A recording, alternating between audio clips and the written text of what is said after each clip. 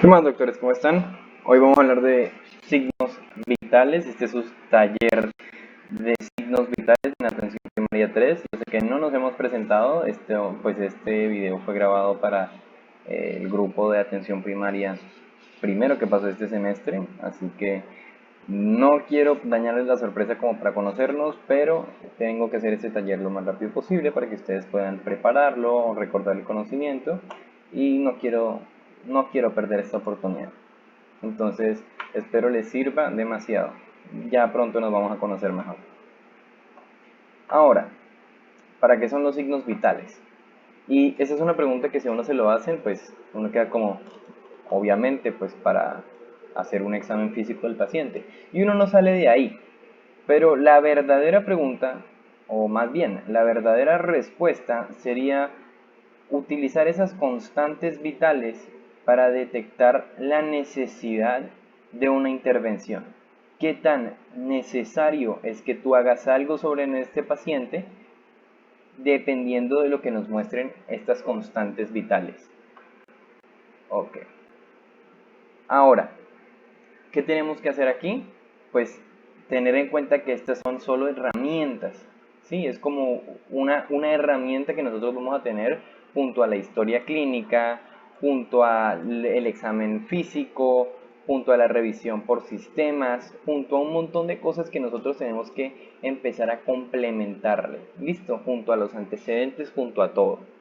Recuerden que para este momento se supone que ya tendríamos que tener un 80% del diagnóstico y no sé qué, por nuestra anamnesis, pero esto nos determinaría a nosotros qué tan grave o qué tan necesario es que nosotros hagamos algo. Y esto va a depender, digamos, las constantes van a depender de en qué estadio de nuestra vida estemos. No es la misma la frecuencia cardíaca de un niño a la frecuencia cardíaca de un adulto, por ejemplo. Y esa es una cosa que quiero que tengamos en cuenta, porque podríamos decir, si no sabemos las constantes vitales de toda la vida, que un niño con 100 de frecuencia cardíaca está de perlas cuando está bradicárdico, o un niño con una frecuencia respiratoria, vamos a ver, un niño pequeño con una frecuencia respiratoria de 24 está en la mala, pero no es así, está dentro de los valores. Así que tienen que tenerlo en cuenta como que cada uno de los estadios vitales va a ser importante para tener una determinada constante vital. ¿Listo? Ahora, ¿cuáles son esas constantes vitales de las que nosotros hablamos? Las constantes vitales son temperatura, pulso, frecuencia respiratoria, saturación de oxígeno, que esto me gusta que esté aquí, ya vamos a ver por qué, la presión arterial sistólica y la presión arterial diastólica. Ahora, la temperatura está entre estos valores y nosotros decimos que para abajo se llama hipotermia, para arriba se llama hipertermia, pero nosotros tenemos aquí unos resultados que tenemos que tener en cuenta, si es febrícula o si es hipertermia. Decimos que no por encima de 38, sino por encima de 40 son valores críticos a tener en cuenta en cuanto a la temperatura. El pulso, si nosotros lo tenemos entre 60 y 100 de perlas, pero si lo tenemos por debajo de 45 o por encima de 130, estamos en un estado crítico, recuerden. Si tenemos una frecuencia respiratoria entre 12 respiraciones por minuto y 20, estamos bien. Pero si la tenemos por debajo de 10, ya se imaginarán 10 respiraciones en un minuto, o por encima de 26 en un minuto, estamos en un estado crítico. Esto se les estoy diciendo porque, digamos, por encima de 20 está 21, 22, esos ya son respiraciones por minuto fuera de lo normal, taquipnéicas, por ejemplo. Pero estos son los estadios críticos, los que hay que correrles. La saturación de oxígeno, si está entre 95 y 100, pues estaría normal. Aquí me gustaría tener en cuenta que pues como estamos en Bogotá 2600 metros, pues va a variar un poquito. Entonces nosotros vamos a decir que hipoxia, esto sería como no voy a hablar más en la presentación, pues quiero decirlo, de saturación de oxígeno. Es que 90, por debajo de 90, nosotros en Bogotá decimos que eso sería una hipoxia, ¿sí? Aquí empezaríamos a pensar en hipoxia. Pero si vamos a hablar de algo que se llama hipoxia significativa, sea que es realmente relevante como crítico, así como crítico como lo llaman aquí, sería una saturación de oxígeno de eso del 85%, porque recordemos, estamos a una muy alta, muy alta, un muy alto metraje con respecto al nivel del mar. ¿Listo? Entonces 90 es hipoxia, 85 es una hipoxia significativa. La presión arterial, ustedes saben que la sistólica, ¿cierto? Es la más grande con respecto a la diastólica, y de eso de 90 a 130 estaría pues, en valores de normalidad. Si está por debajo de 80 o si está por encima de 100, bueno, me gusta más eso del 180 que el 200, porque esto ya serían valores de crisis. Podríamos determinarlo de esta manera: presión arterial sistólica, bueno, diastólica, disculpen, es de 60 a 90. Si la tenemos en 55 para abajo o 120 para arriba, la diastólica, decimos que este paciente pues está en un estado crítico. Listo, entonces ya sabemos cuáles son, ya sabemos que es pulso, frecuencia arterial, presión arterial, frecuencia respiratoria, temperatura, y quise meter uno, agregar el dolor más la saturación de oxígeno. Ya saben que este se mide en un valor de porcentaje. Tenemos unas constantes vitales. Ya sabemos también cuáles son las constantes vitales críticas, ¿cierto? Entonces, pues, sigamos con la presentación. Vamos a desmenuzar un poco más esa información. Ahora, el pulso es diferente a la frecuencia cardíaca, porque lo que ustedes hacen es, si ustedes hacen la pinza con el dedo pulgar y las yemas de los dedos, no sé qué, lo que están palpando, si la palpan aquí por ejemplo, es el pulso de esta arteria, cómo pulsa. Si ustedes tienen unos electrodos o lo que ustedes quieran para medir realmente el número de latidos por minuto del corazón, están sacando la frecuencia cardíaca. Esto es el pulso arterial. Y tenemos muchas localizaciones. Tenemos la radial, la braquial, tenemos aquí la carotidia, que también la podemos ver por acá. Tenemos la femoral, tenemos la dorsal del pie, la poplitea y la tibial posterior. Son como todas las localizaciones, y hay hasta más en las cuales podríamos tomar el pulso arterial. Es importante que esto lo hagamos como en una técnica comparativa también, que el pulso arterial, digamos, si lo vamos a tomar radial, entonces que hagamos la comparativa radial derecho, radial izquierdo, ¿cierto? Ahora, en esta determinación del pulso tenemos que ver la frecuencia, o sea, el número de pulsos que nosotros alcanzamos a palpar en un minuto. ¿Listo? Ese es el primer determinante. Y este parece que fuera el único que le comentan a la gente en la escuela de medicina, porque pues uno simplemente ve que determinan esto. Y ahora viene la cuestión del ritmo, porque no es lo mismo pop, pop, pop, que pop, pop, pop, pop, pop, pop, pop. Entonces, estas dos diferencias nos podrían determinar, por ejemplo, patologías arritmogénicas, ¿cierto? Y eso es bastante importante, y por lo cual nos dicen que en 60 segundos es que debemos tomar el pulso arterial. Porque si lo tomamos en 15, por ejemplo, y lo multiplicamos por yo no sé cuántos, por 4, no vamos a tener en cuenta, digamos, si nosotros alcanzamos a percibir alteraciones del ritmo, ¿cierto? Entonces es importante que ustedes los tomen en un minuto. Traten de hacer ese ejercicio, traten de llegar a este razonamiento que yo les digo. ¿Listo?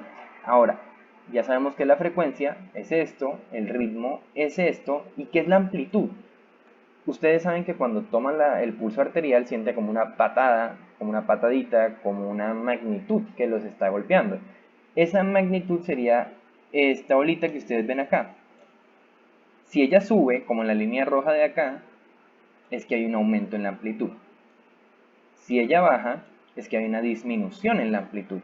Y este es el ejemplo que yo les quise traer. Por ejemplo, cuando ustedes tienen un aumento, digamos que esta es la normal, cuando tienen un aumento, podríamos ver el ejemplo de la aortic regurgitation, la regurgitación aórtica o la insuficiencia aórtica. ¿Qué? Porque ustedes saben que nosotros tenemos, bueno, digamos, esta es la cavidad derecha, digamos, la cavidad izquierda. Ustedes saben que de la cavidad izquierda sale la aorta, Si nosotros tenemos esta barrera, que son las válvulas, y esto está insuficiente, pues la presión a la que salga va a ser mayor porque esta barrera no está sirviendo del todo. Y ahora, si ustedes la sienten menor, la amplitud lo pueden correlacionar con una estenosis. ¿Por qué? Porque la barrera es más fuerte y se siente menos pulso, ¿cierto? Otra cosa que quiero que lleguemos en cuenta es que siempre nos hablan como que, no, que el paciente solamente le tenemos que como esconder el hecho de que le estamos tomando la frecuencia respiratoria, el pulso arterial no es tan así.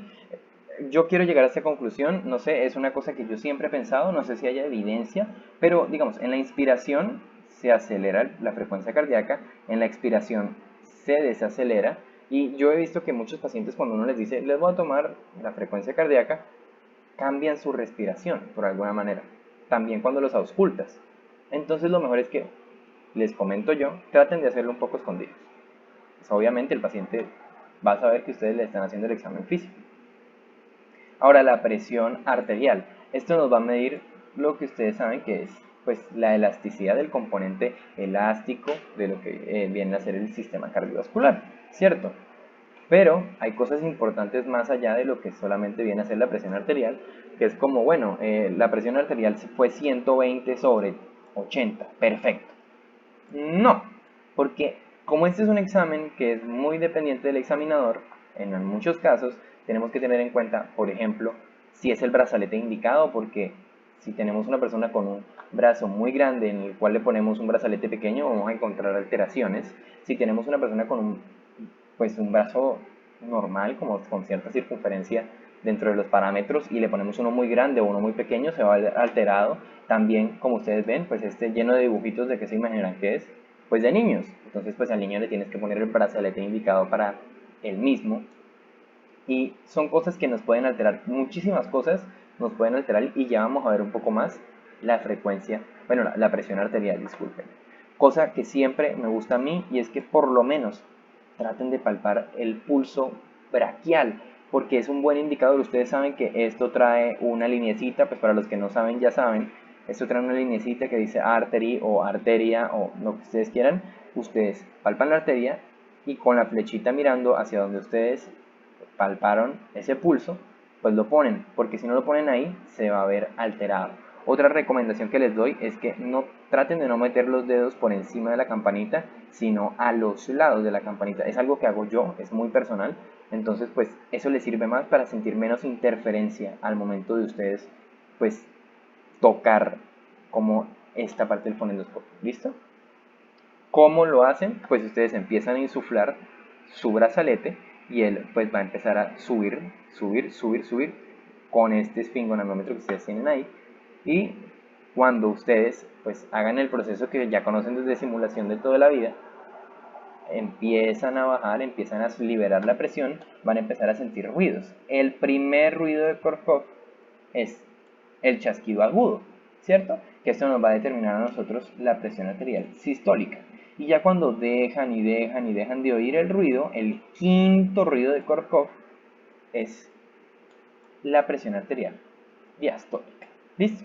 Así es que ustedes dicen, si aquí está en 120, si aquí está en 80, se los va a decir el primer ruido y el quinto ruido de Korkov. Ahora, ¿qué valores nosotros tenemos en cuenta en Colombia? Pues para primer grado de hipertensión 140, 90.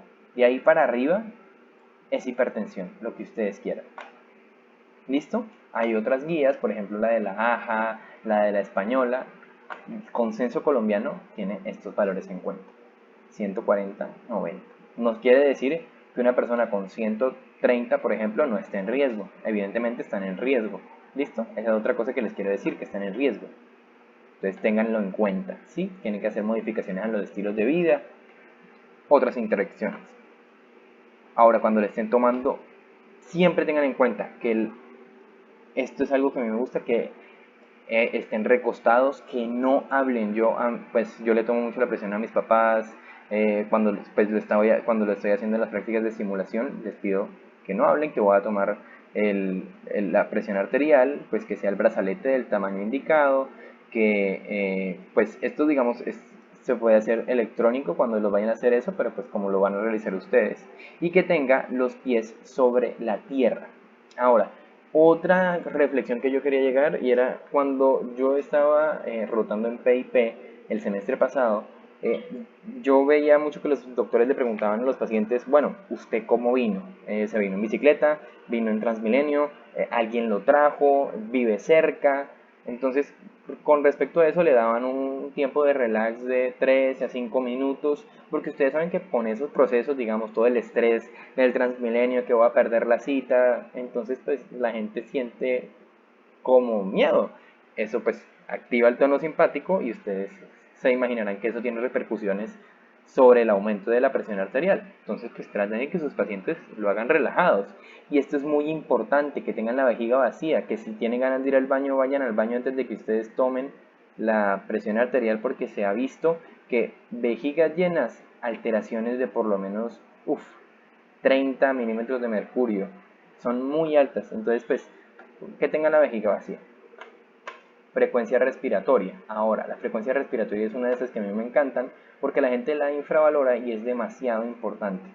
Entonces, tienen que tener en cuenta la frecuencia, o sea, el número de respiraciones por minuto, el patrón que ustedes recuerdan que nosotros hablábamos en la frecuencia, bueno, en el pulso, eh, como, como el ritmo, bueno, el ritmo sería aquí lo mismo, pero bueno, esta también viene acompañada de ese tipo de patrones. Y la amplitud, que ya saben, si es muy superficial, entonces es como, y si es muy honda, o sea, si tratan de meter toda la capacidad pulmonar, serían donde no pueden más. ¿Listo? Entonces esa sería la amplitud. ¿Qué tan superficiales son las respiraciones? Y ustedes saben, digamos, tienen que tener en cuenta estos patrones porque son bastante importantes. Ustedes sabiendo que cómo es la respiración de Cheyne-Stokes, podrían, por ejemplo, hacer el diagnóstico de un ACV, de un trauma, de una intoxicación por monóxido de carbono, ¿cierto? Una de Biot la pueden correlacionar con herniaciones medulares, ¿cierto? O uncales, ¿cierto? Tentoriales. La de Kussmaul la pueden correlacionar con cetoacidosis, por ejemplo, entre otras, ¿sí? Entonces, pues conocer los patrones es muy importante porque directamente puedes correlacionarlo con patologías y saber que tienes alteraciones de la frecuencia respiratoria en un paciente, por ejemplo, con alteraciones del sistema nervioso central, con intoxicaciones, con determinadas patologías, por ejemplo, una falla cardíaca, ¿sí? Entonces, esto podría determinarnos muy fácilmente qué tan grave está nuestro paciente. ¿Listo? Entonces es muy importante. Pueden hacerlo hablando con su paciente, llevándolo de un lugar a otro. Háganlo en un minuto, con la misma recomendación pasada. No 15 segundos y lo multiplico por... No, en un minuto. Dense la libertad de conocer a su paciente, de conocer los signos vitales de su paciente, porque esto nos va a ayudar a determinar el estado de gravedad en el que está. No pierdan tiempo con esto, no se lo piensen dos veces. Cuando lo vayan a hacer, háganlo bien. La temperatura.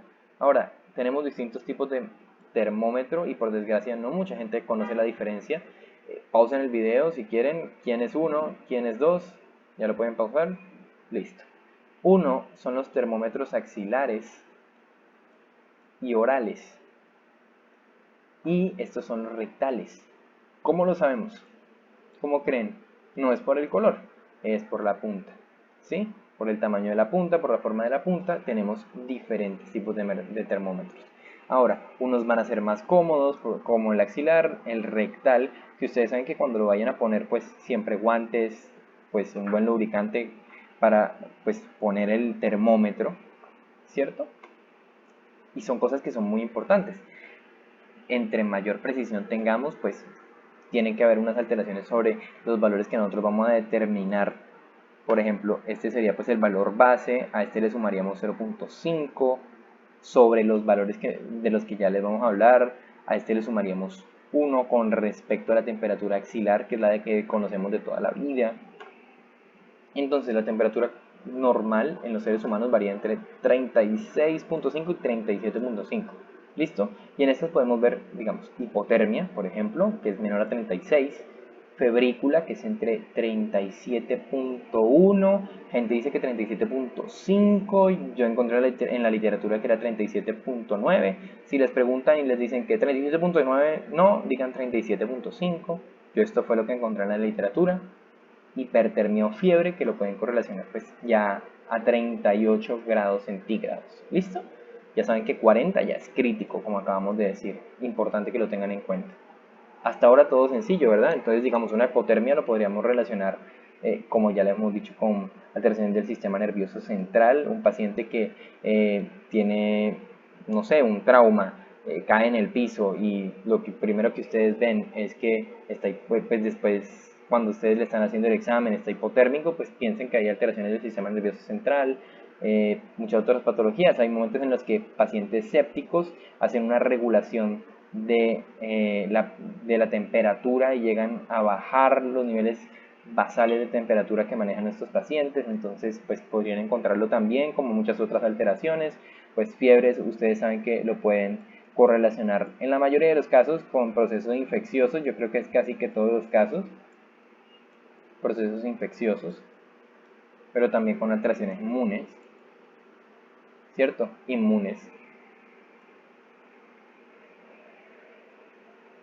Y el dolor fue uno que yo quise poner adicional. Entonces, ustedes no saben por qué es importante el dolor. Imagínenselo como que nuestro paciente nos está diciendo que tiene como uno de sus principales signos, como síntomas, el dolor. Disculpen, síntomas. Ahora, ¿ustedes no creen que eso les altera la calidad de vida? Y si nosotros lo que estamos haciendo es tratando de preservar esa calidad de vida de los pacientes, ¿no es importante tomarlo? Así que esa es una de las razones por las que yo defiendo que el dolor es uno de los signos vitales. ¿Y cómo hacen ustedes la determinación de esta? Entonces, pueden hacerlo numéricamente, le dicen de 0 a 1, tácheme aquí en donde se siente. Ah, no, doctor, yo siento que estoy en el 6, pues él tacha. O hay pacientes en los que ustedes les dicen, digamos que el inicio de esta barrita es sin dolor y aquí es el peor dolor de su vida, donde se pone, ah, no, dolor acá, doctor. Usted con qué lo correlaciona, también dónde siente el dolor, porque luego en el examen físico ustedes lo van a correlacionar. ¿Y cómo es el dolor? Ustedes ya saben, las alicias, ¿cierto? Las alicias ustedes ya las saben, pero aquí es como más como el hecho de simplemente preguntarles por la escala análoga del dolor. Pero como dato que no se les puede olvidar es que pongan en la enfermedad actual el dolor. Si el paciente pues tiene una correlación con dolor, porque eso altera su calidad de vida. En la parte del examen físico pongan la escala análoga del dolor, ¿cierto? Como para dejarlo claro. Entonces ya hemos hablado de muchas cosas. ¿Cuál creen que es la reflexión principal acá? Pues que no es que nosotros estemos hablando de esto es mágico, nosotros solo hacemos consultas con signos vitales, porque eso es lo que pues uno ve en atención primaria, que solo toman consultas de signos vitales y con eso salvan a los pacientes. No, es más que nos determina un poco la necesidad de intervención, que si nosotros tenemos que actuar sobre ese paciente ya. Y la otra cosa es que si van a ver los signos vitales, tómenlos bien, porque si esto es importante, tomarlos bien será mucho más importante. Espero que les haya servido, doctores. Recuerden que yo soy Eduardo Villa y ya pronto nos conoceremos. Muchas gracias.